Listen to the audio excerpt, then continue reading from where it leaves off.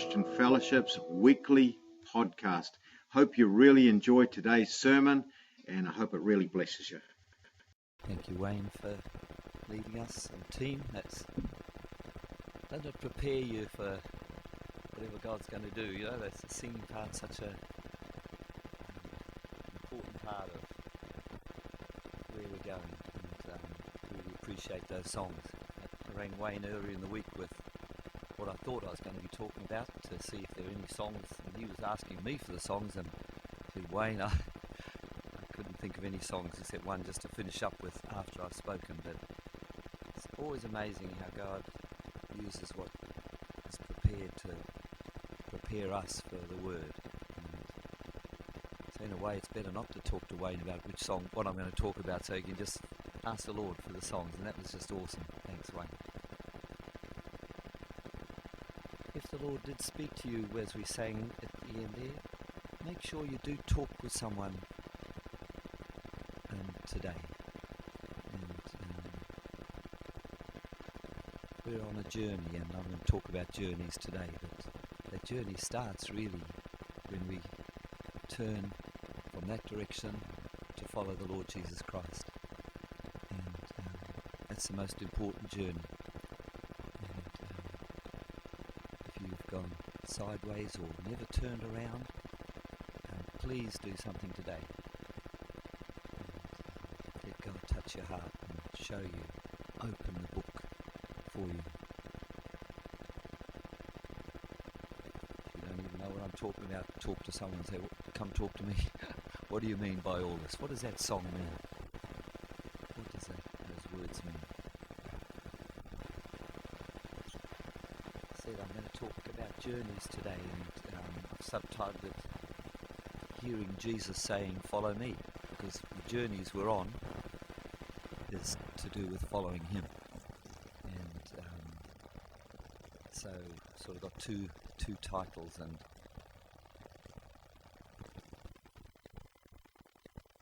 last week, the reason I thought of the journey, I've been preparing for a couple of weeks, but last week we had our Noah's Ark out the front here, didn't we? The front of the church. And the young people led the service last week and talked about journeys, one of the things, and and about hope. But it was the thing about journeys that I've been thinking about over a little while, and so I thought I'm going to continue that theme of journeys, maybe in a little bit different way. But last time we were talking about Noah, or the young people talked about Noah, how he heard from God, and then he prepared. He didn't just hear from God, he did something about it. He spent that time, a long time, building that ark, ready to thank you, Wayne, for leading us and team. Doesn't it prepare you for whatever God's going to do? You know, that's the singing part, such a important part of where we're going, and really appreciate those songs. I rang Wayne earlier in the week with what I thought I was going to be talking about to see if there were any songs, and he was asking me for the songs, and I said, Wayne, I couldn't think of any songs except one just to finish up with after I've spoken. But it's always amazing how God uses what is prepared to prepare us for the Word. And so in a way, it's better not to talk to Wayne about what I'm going to talk about, so you can just ask the Lord for the songs, and that was just awesome. Thanks, Wayne. If the Lord did speak to you as we sang at the end there, make sure you do talk with someone today. And we're on a journey, and I'm going to talk about journeys today, but that journey starts really when we turn from that direction to follow the Lord Jesus Christ. And that's the most important journey. And if you've gone sideways or never turned around, please do something today. And let God touch your heart and show you, open the book for you.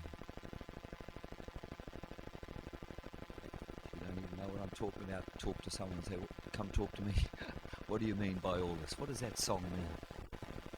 What does those words mean? said, I'm going to talk about journeys today, and I've subtitled it Hearing Jesus Saying, Follow Me, because the journeys we're on is to do with following Him. And so sort of got two titles. And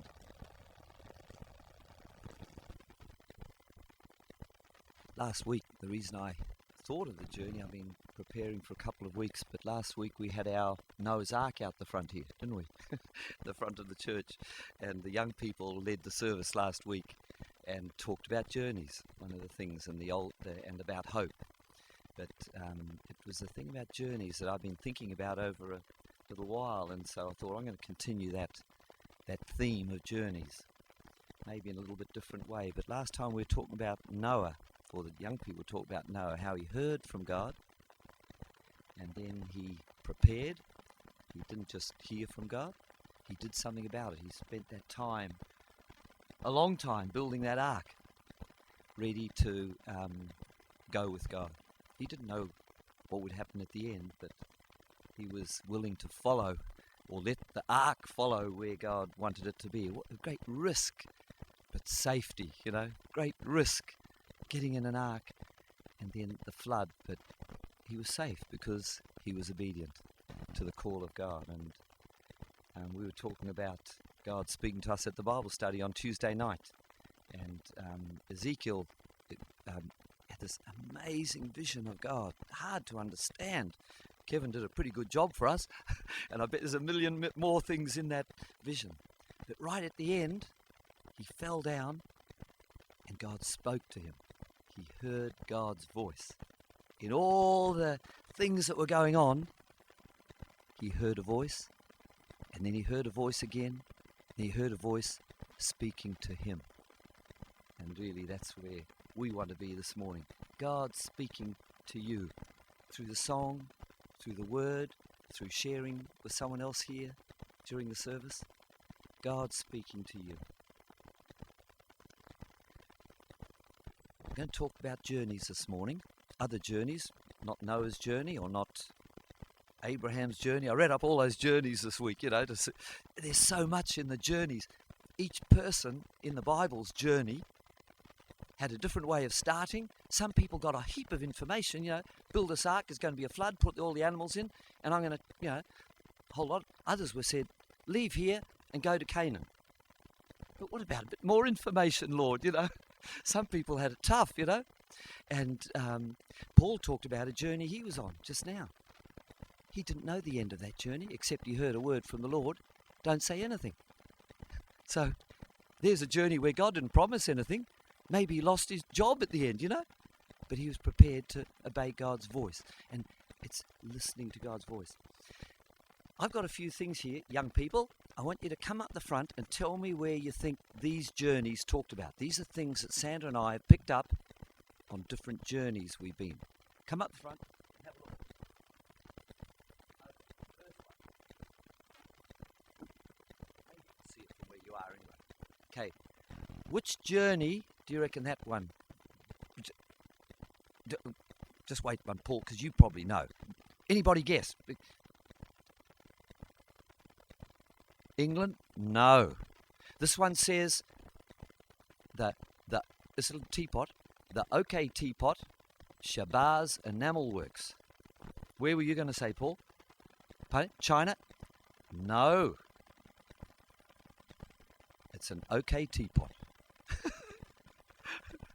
Everything in that country is a super or an OK one. Pakistan, yeah, it's a Pakistan teapot. So Sandra and I got on our shelf, we haven't used. No, it hasn't been used since we've been home. But it reminds us of that journey, an important part in our life, the journey to Pakistan.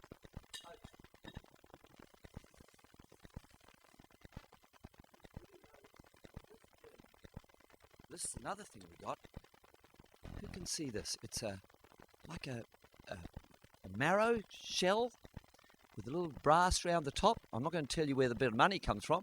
And there's a straw. Where's that journey? Hawaii? No. Anybody have a guess? Argentina. Close. Where's out? It's Uruguay, yeah. In Uruguay, young people, I bet they'd change now. Here, young people all sit together and what do? They're texting each other. Yeah, this one's talking to the person next to them and texting them rather than talking because it's how people are. In Uruguay, they have this, you put this strong tea in it and squeeze it down, and under their arms is a flask with hot water. They keep topping it up, and they share it with each other. They don't text each other, they share mate. It's called mate. And it was so funny, one day I was giving a seminar, Sandra and I were there doing the seminar, and talking to after the talk, we were talking to everybody, and the guy gave me his mate to drink, and I suddenly caught, I hadn't been watching, but they all just share their mate, and so they have that under their arm. So that was a memory of Uruguay. Well, they tell me it's only tea, but I think it's very high caffeine tea. I don't know, it is a stimulant, yeah, I think so. Yeah, it's definitely not other green stuff. Okay, here's a beautiful blue stone. Can't see that probably very well.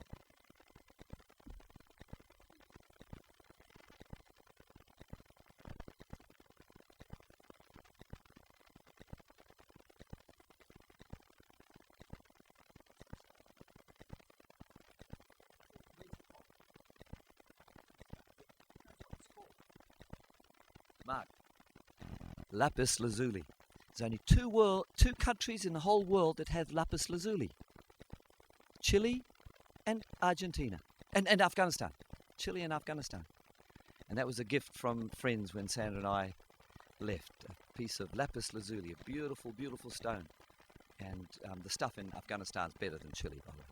But that's a memory on our shelf of our time in Afghanistan, where we went up into the mountains and saw a mine where they mine this stuff. No, second last one. What's this? Pardon? For Dave Hunger. He'd make some use of it. What would you do with that, Dave? Uh-oh. Yes, yeah. Which country?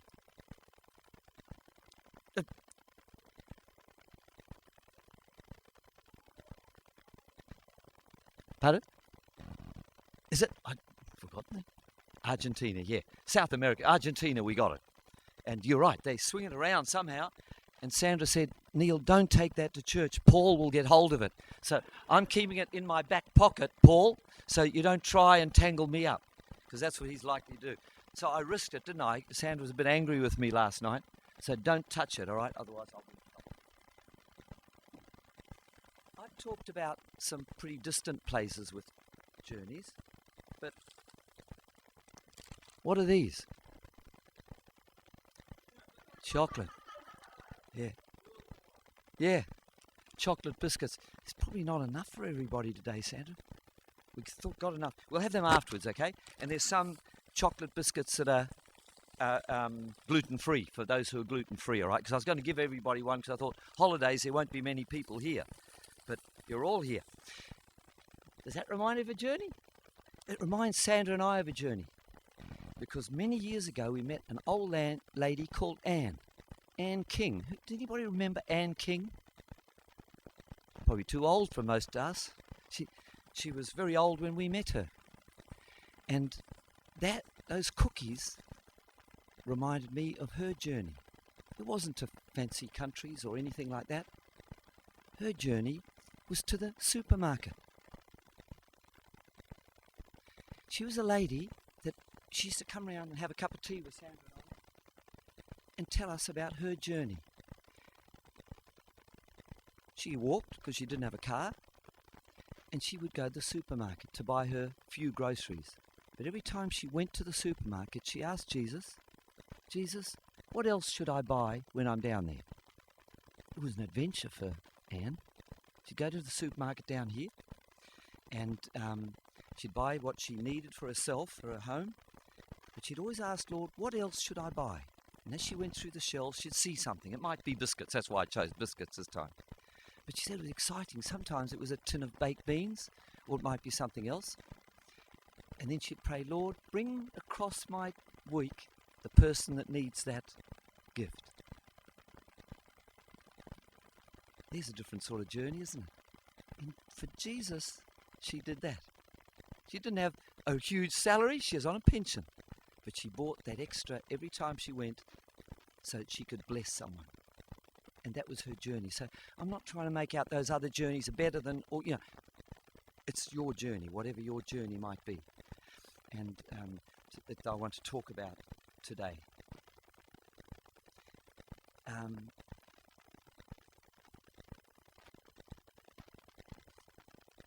Paul talked about a difficult journey, and it's interesting, following Jesus never promised it to be an easy journey either. I'm just going to read Matthew chapter 8, which is probably the main verse of today. Matthew chapter 8. Couldn't write it all down, that one, so I'll just read it from here. Matthew chapter 8. If you're looking in your Bible, I'm reading from the New King James, verse 19 to 26. Chapter 8, 19 to 26. It said, then a certain scribe, that's a religious type person. Jesus had great fun with religious people. He told them the truth. Then a certain scribe came and said to him, Teacher, I will follow you wherever you go. You can almost, I'm putting on the voice. Jesus, wherever you go, I'm going to follow you. I'm just imagining that. But maybe I don't know why he said that, because Jesus said an interesting thing. You think Jesus would say, okay, beauty, I've got another follower. Jesus said to him, foxes have holes and birds of the air have nests, but the Son of Man, that's Jesus, has nowhere to lay his head. He knew the heart of that man. That man thought, maybe this would be a good life following Jesus. Jesus was saying, look, before you say such bold things as I'll follow you, be aware that I don't have anywhere to put my head at night. Foxes and birds have places to go, but I've got nowhere. I don't think that man followed Jesus. Then another of his disciples said to him, Lord, let me first go and bury my father. In other words, I'm going to come with you. Yep, Jesus, I'm going to follow you, but just let me wait till my father dies. He's getting old. But Jesus said to him, follow me and let the dead bury their own dead. What a hard saying. I don't know what that means in that man's situation or your situation or mine. But what it does mean is this guy had priorities that he wanted to get done first. There were conditions with his following Jesus. And so that's a hard saying. But each one of us has to work that one out ourselves. The interesting thing is, there's a gap then, and then it says, now when Jesus got into the boat, because they'd been with a great multitude of people and Jesus wanted to go across the lake. The next verse says this, now when he got into a boat, his disciples followed him. The third following in a little few verses. They didn't know what was up ahead. And you think, okay, Jesus got into the boat. They followed him. That'd be the safest place. That's going to be a good place to go. Look what next verse says. And suddenly a great tempest arose. Oh no! We should have told Jesus not to get in the boat. You see, they didn't worry about nests and places to put your head and stuff. They followed Jesus wherever he went. And I bet you they knew there was a storm. I can't believe that they get into the boat and suddenly a great tempest came. Unless God sent it straight away. God could do that, of course he can. But I bet that they knew the weather. They were prepared to go into a storm following him because they knew he was the safest place to be. And so on our journeys, these are people going on journeys, our following must be following him. Not a dream, not an idea, not something fancy. But how do we know what's a dream, what's fancy, how do we know this? Because in 2 Corinthians 11, 24 to 23. I won't read it all. You just write down, if you're writing verses down, 2 Corinthians 11, 24 to 23 gives, how many verses is that? Nearly 9 verses of the persecutions and difficulties Paul went through in following Jesus. The list was enough to destroy anybody, you'd think.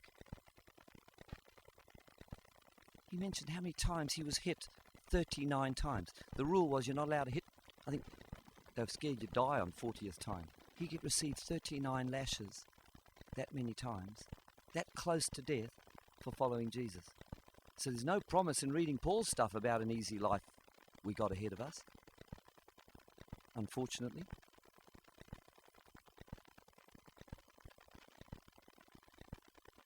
In all of this, I think the important thing that I really wanted to, and mainly my whole, could always finish here, is that when we go on a journey, whether it's Sandra and I, we've just been to England and Germany. We're just going there, we're just going down to the supermarket.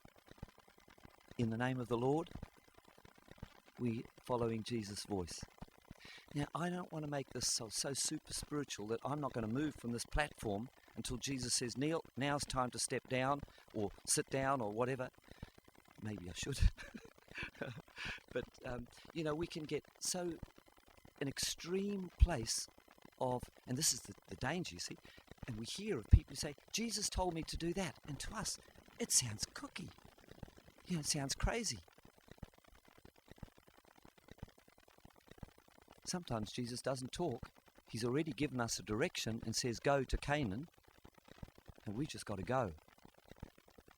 And but Jesus' voice has to be in our walk, whether it's our journey through life generally, or whether it's something we feel He's asked us to do specifically. And to know His voice brings a peace in that thing, which doesn't matter if you get persecution. I think of Mark and Joy going to Turkey.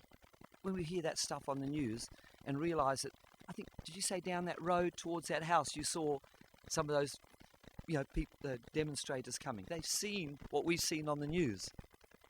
Isn't that a dangerous place to go? But somehow the peace of God, when we go, overrides all the risks that we hear on the BBC. Remember us saying in Afghanistan, the less we listened to the BBC, the less afraid we were. Listen to Jesus rather than the BBC. But we need to know His voice. And in John 10, 1-6 it says, and when He brings out His own sheep, He goes before them, and the sheep follow Him, for they know His voice.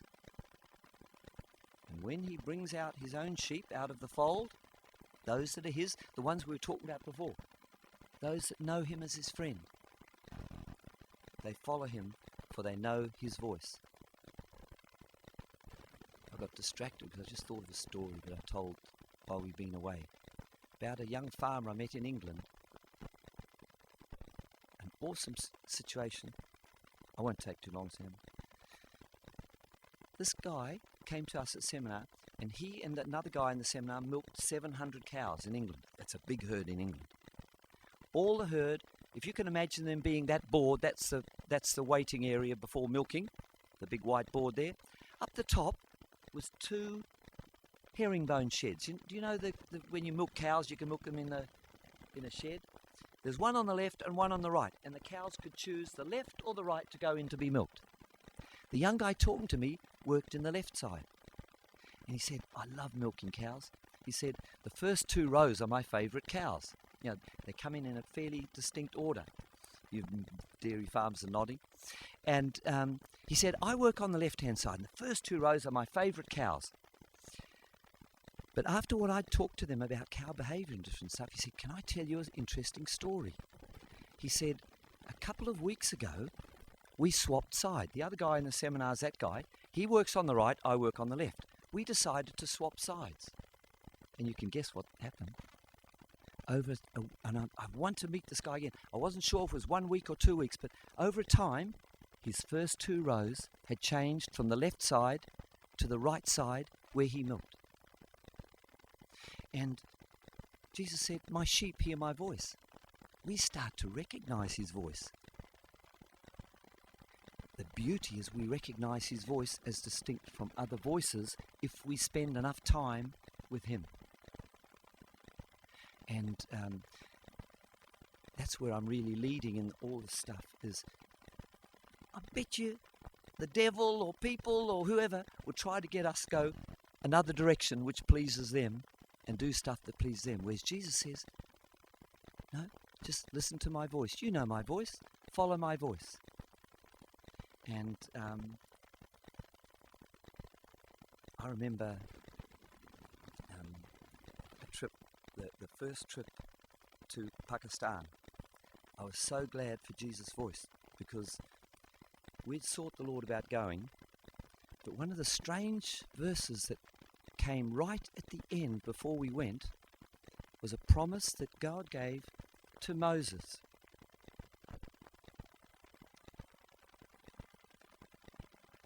This is what God said to Moses on the mountain. God had said to Moses, you go back to Egypt and set my people free. A big job. Moses felt inadequate for that. And this is what he said to Moses. He said, I will certainly be with you. Isn't that great? I will be with you.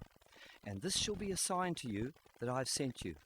When you have brought the people out of Egypt, you shall serve God on this mountain again. What sort of promise is that? The evidence, Moses, will be that you have obeyed me and gone, is that you'll serve me on this mountain again. Do you know what? God gave Sandra and I that same promise before we left. We had a whole lot of problems and questions. And God said, Neil, and I think God meant this mountain. I read that verse and it was like Jesus was speaking to me. Neil, don't worry. He said, I will certainly be with you. And this shall be the sign to you that I've sent you. You shall see God, you shall serve God again on this mountain. The promise to us that we were obedient would be that we'd come back here. What on earth is that about? Until someone said we shouldn't go. A close friend said we shouldn't go. They're warning us, don't go to Pakistan with your family. But I had the promise from Jesus. I could say to them, the evidence is going to be that I'll be back here again to serve the Lord. And I'm so glad I had got used to recognize Jesus' voice, because I had two voices, one saying, don't go, and a whole lot of others saying, do go. But the evidence was going to be a bit awkward one. Hey, you'll be back here. So if I didn't come back, well, the others were right. But we're back here. And a few years ago, I'm going to talk now about how we, in the sheepfold, how do we recognize the shepherd's voice? Because that's the key to all this journey stuff. How do we recognize Jesus' voice? I like surveys, you all know that. It's mostly about cows, but I like surveying people. A number of years ago, we had a little questionnaire around the fellowship, and we were a lot different in those days. We've lots of new faces since then, so you probably won't remember this.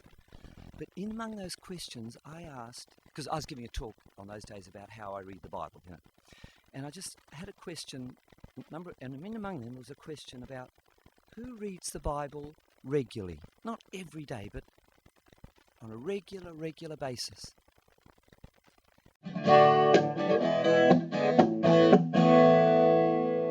Hey, thanks for listening to the podcast of Inglewood Christian Fellowship in Taranaki, New Zealand. Call by and listen in again next week. God bless. Bye-bye.